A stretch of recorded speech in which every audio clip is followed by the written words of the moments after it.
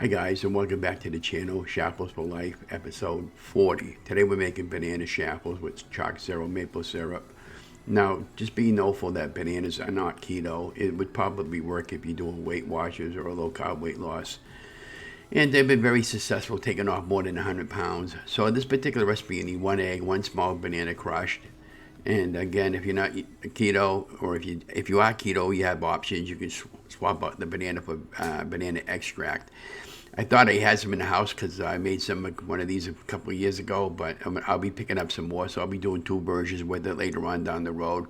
And you'll need 1 tablespoon of almond flour, half a teaspoon of vanilla extract, half a teaspoon of baking powder, half a teaspoon of cinnamon, a pinch of salt, a tablespoon of powdered Swerve, 1 tablespoon of Choc Zero, and 1 tablespoon of crushed pecans or walnuts. We happen to have the diamond crushed pecans that we found in the market basket, and those worked out really well. And you're going to get everything going and mixing all up, and then we'll come back and talk about it at the end.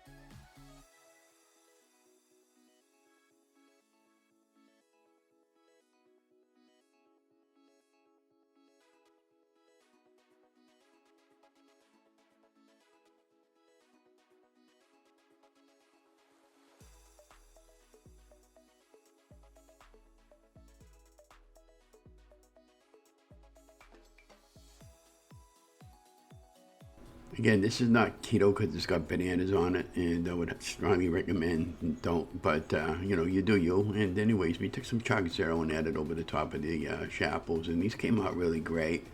And, don't forget to like, share, and subscribe. And don't be afraid to experiment with different textures and different ingredients. And, I'm having fun, having the time of my life. I took off 110 pounds over the course of my journey.